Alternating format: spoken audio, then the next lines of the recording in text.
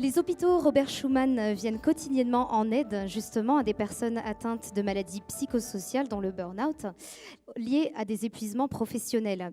Je suis ravie d'accueillir maintenant le docteur Close, médecin psychiatre, et le docteur Michaud, psychologue, tous deux, je vous en prie, spécialistes du burn-out aux hôpitaux Robert Schuman, pour nous parler des mesures de prévention à l'attention des patients, mais aussi des collaborateurs de cet hôpital, membres d'IMS. Un applaudissement, s'il vous plaît.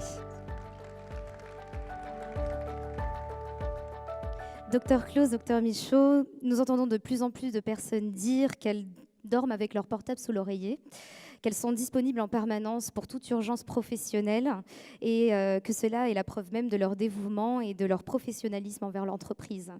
Les hôpitaux Robert Schuman gèrent aussi un centre de médecine préventive et vous constatez chaque année une augmentation des salariés en proie à cette pathologie complexe.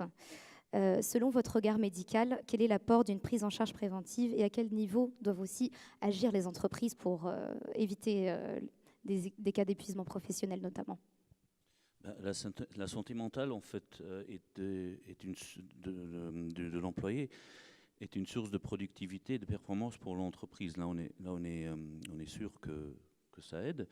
Et puis, avoir une bonne santé psychique, en fait, peut aussi se construire par le travail. Donc, le travail n'est pas uniquement un threat, une attaque, une menace pour la santé psychique de l'employé. Donc, en fait, le travail donne une source de revenus. Il procure un rythme de la vie, hein, donc il procure une bonne image de soi éventuellement.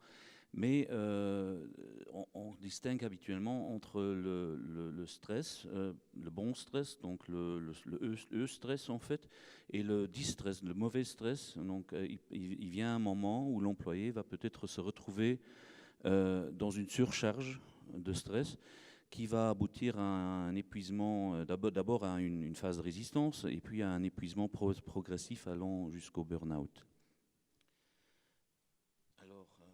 Très bien. Je sais que vous travaillez également aux hôpitaux Robert Schuman sur ce sujet auprès de vos salariés et de vos collaborateurs.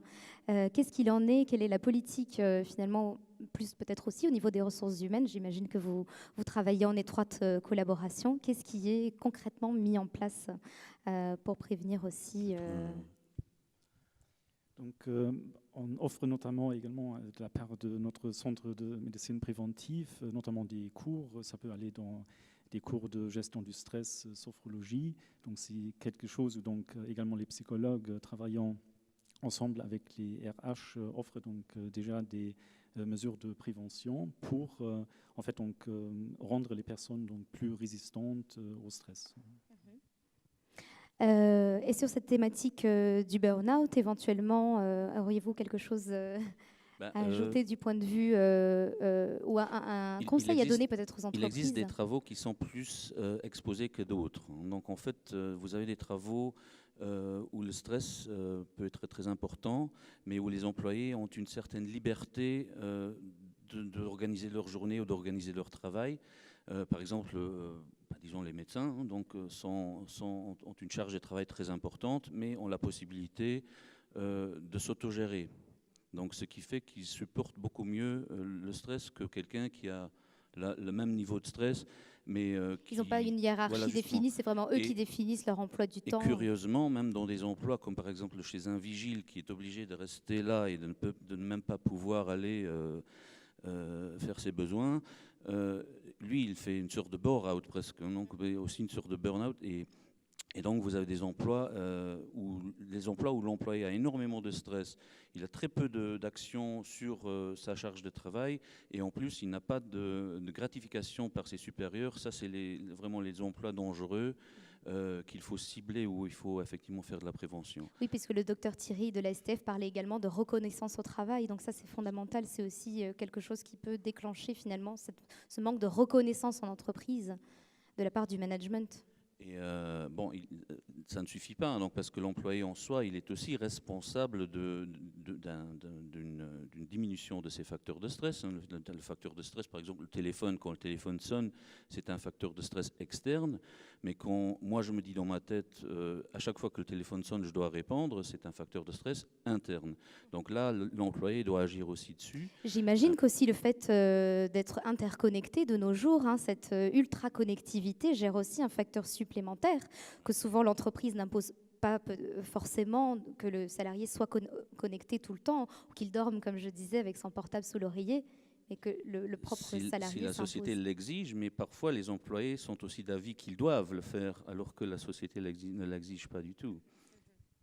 Oui, donc il faut faire attention aussi bien du côté du management, mais aussi le salarié doit finalement prendre soin, se protéger de lui-même et garder son fameux jardin secret aussi. En fait, on parle d'une part de la décharge des facteurs de stress, d'autre part aussi d'une certaine distraction, donc le fait de faire des pauses régulières, de faire des congés, et puis aussi un certain désenchantement. Vous voyez, un burn-out, très souvent aussi chez les personnes qui ont un certain perfectionnisme, qui sont venues de l'université avec une certaine idée dans la tête comment se présente leur travail, et qui finalement vous vous retrouvez sur une place de travail qui finalement n'est pas ce que vous avez imaginé en tant qu'étudiant. Et donc ce désenchantement, cette diminution du perfectionnisme personnel pourrait aussi aider à ne pas rentrer dans une phase de burn-out. Docteur, éventuellement, vous voulez ajouter par rapport à cette phase de désenchantement, on va parler un peu plus loin aussi de la nouvelle génération et de leurs attentes. Mais c'est vrai que, voilà, est-ce que c'est le métier qu'on avait imaginé quand on serait grand, hein, finalement? Il y a toujours cette question, en fait, s'il y a vraiment cette attente, d'une part en ce qui concerne donc, le travail, d'autre part naturellement cette qualité donc, de la gratification qui a été déjà donc, évoquée. Donc c'est important que le travail ait donc également ce facteur de pouvoir gratifier la personne, et ce qui est important naturellement de mettre disons, en relation les attentes personnelles vraiment avec également le travail, qu'il y a donc là en fait une forme de cohérence ou correspondance. Très bien. Docteur, je vous remercie tous les deux pour votre regard médical sur le sujet. Et nous allons passer à notre prochain sujet qui va également continuer à parler de qualité de vie et de burn-out. Un grand merci à vous.